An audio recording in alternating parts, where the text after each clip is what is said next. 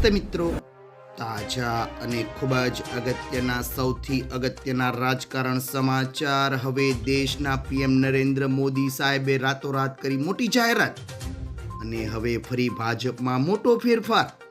અચાનક જ આવી નવી ટીમની જાહેરાત.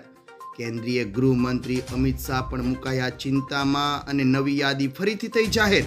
તો જાણી લો મિત્રો, કોને મળ્યું સ્થાન અને કોને મળી મહત્વની જવાબદારી.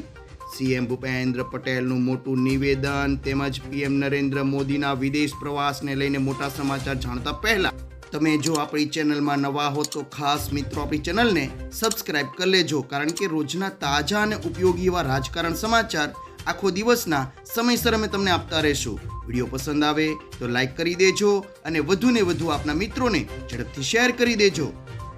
સર્વપ્રથમ વાત કરીએ મિત્રો તો ભારત અને ઇન્ડોનેશિયાએ મલક્કાની ખાડીના પ્રવેશદ્વાર પર સ્થિત સબાંગ પાટના સંયુક્ત વિકાસ માટે હસ્તાક્ષર કર્યા છે. પીએમ નરેન્દ્ર મોદી અને રાષ્ટ્રપતિ પ્રભવોએ આ સમજૂતી પર હસ્તાક્ષર કર્યા છે. ભારતના ઇન્દિરા પોઈન્ટથી માત્ર 160 કિલોમીટર દૂર સ્થિત આ બંદર છે, જે હિન્દ મહાસાગરમાં નવું હોર્મુઝ બનશે.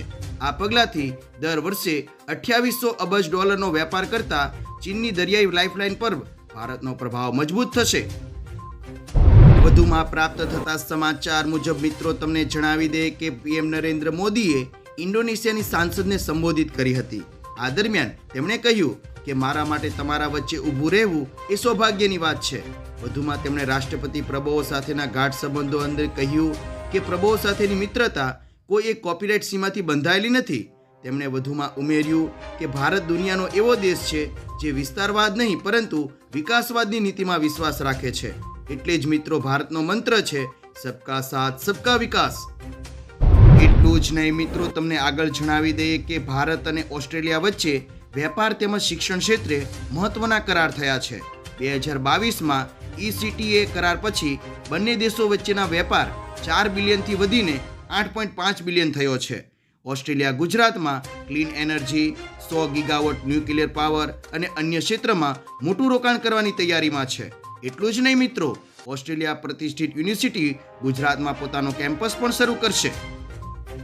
વધુમાં મળતા સમાચાર મુજબ તમને જણાવીએ મિત્રો, પીએમ નરેન્દ્ર મોદી ઓસ્ટ્રેલિયાના પ્રવાસ પર છે.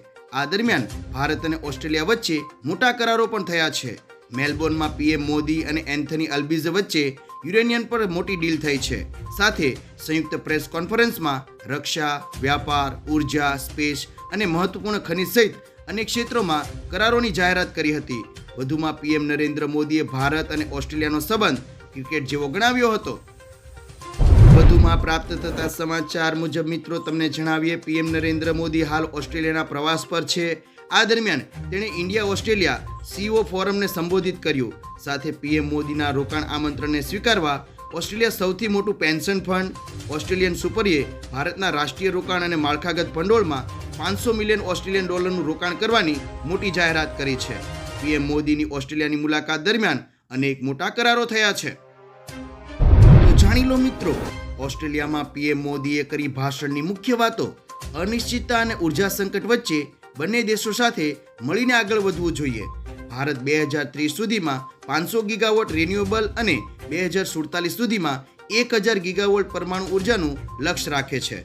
ઓસ્ટ્રેલિયાની ટેકનોલોજી અને યુરેનિયમ મહત્વપૂર્ણ ભૂમિકા ભજવશે. Port, airport, road, rail, AI, semiconductor અને ડેટા સેન્ટર ક્ષેત્રમાં ઓસ્ટ્રેલિયન રોકાણ માટે વિશાળ સંભાવનાઓ રહેલી છે. સ્ટેટ ટુ સ્ટેટ અને સેક્ટર ટુ સેક્ટર ભાગીદારી વધારવી. ત્યારબાદ ગુજરાતના સીએમ ભૂપેન્દ્ર પટેલે પણ આપ્યું મોટું નિવેદન. ગાંધીનગર ખાતે સીએમ ભૂપેન્દ્ર પટેલની હાજરીમાં 449 બિનહથિયારી PSIને નિમણૂક પત્ર એનાયત કરાયા હતા.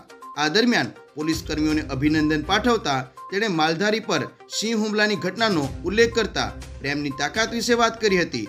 જોકે તેમણે પોલીસ અધિકારીઓને સંતુલિત જાળવવાની સલાહ આપી છે અને કહ્યું છે કે તમારે પોલીસની નોકરી છે જેમાં પ્રેમ જરૂર છે, પણ વધુ પડતો પ્રેમ બતાવવો એ યોગ્ય ગણાશે નહીં. ત્યારબાદ દેશના કેન્દ્રીય ગૃહમંત્રી અમિત શાહ પણ મુકાયા ચિંતામાં. ભારે વરસાદને કારણે જનજીવન પ્રભાવિત થયું છે. રાજ્યમાં સર્જાયેલી આ પરિસ્થિતિને ધ્યાનમાં રાખી કેન્દ્રીય ગૃહમંત્રી અમિત શાહે સીએમ ભૂપેન્દ્ર પટેલને ફોન પર વાતચીત કરી વરસાદ બાદની સ્થિતિની વિગતવાર માહિતી મેળવી હતી. વાતચીતમાં વરસાદ બાદ સર્જાયેલી પરિસ્થિતિની સમીક્ષા કરવામાં આવી હતી. સાથે ગૃહમંત્રીએ કેન્દ્ર સરકાર રાજ્ય સરકારની સાથે સંપૂર્ણપણે ઊભું રહેવાની જણાવી અને જરૂરી તમામ સહાય તેમજ સહયોગ આપવાની ખાતરી પણ આપી હતી. ત્યારબાદ દેશના પીએમ નરેન્દ્ર મોદીએ કરી સૌથી મોટી જાહેરાત. વડાપ્રધાન નરેન્દ્ર મોદીએ ઓસ્ટ્રેલિયાના મેલબોર્ન ક્રિકેટ ગ્રાઉન્ડની મુલાકાત લીધી હતી. આ દરમિયાન રમતગમત ક્ષેત્રે ઐતિહાસિક નિર્ણય લેતા જાહેરાત કરી છે કે આ વર્ષે ડિસેમ્બરમાં ઓસ્ટ્રેલિયાની પ્રખ્યાત બિગ બોસ લીગની ઓપનિંગ મેચ ભારતના ચેન્નઈમાં રમાશે. આ સાથે બંને દેશો વચ્ચે રમતગમત, ટેકનોલોજી અને સ્પોર્ટ્સ સાયન્સ ક્ષેત્રે સહયોગ વધારવા માટે સ્પોર્ટ એક્સપ્લોરેશન રોડમેપ પણ લોન્ચ કરવા દેવામાં આવ્યો છે. આગળના સૌથી મોટા અને મહત્વના રાજકારણ સમાચાર પર એક નજર કરીએ મિત્રો, તો બીજેપીમાં મોટો ફેરફાર અને નવી ટીમની થઈ જાહેરાત. બીજેપી દ્વારા આગી સમયને ધ્યાનમાં રાખીને સંગઠનમાં મોટો ફેરફાર કર્યો છે. નવી યાદી મુજબ આઈટી વિભાગમાં નિખિલ પટેલને મુખ્ય સંયોજક અને અરુણસિંહ કુપાવતને સહસંયોજક તરીકેની જવાબદારી સોંપવામાં આવી છે. તો બીજી તરફ મિત્રો, સોશિયલ મીડિયા સેલમાં કલ્પેશ રથવીને સંયોજક તરીકે અને પ્રિન્સ યાદવને સહસંયોજક તરીકે નિયુક્ત કરાયા છે.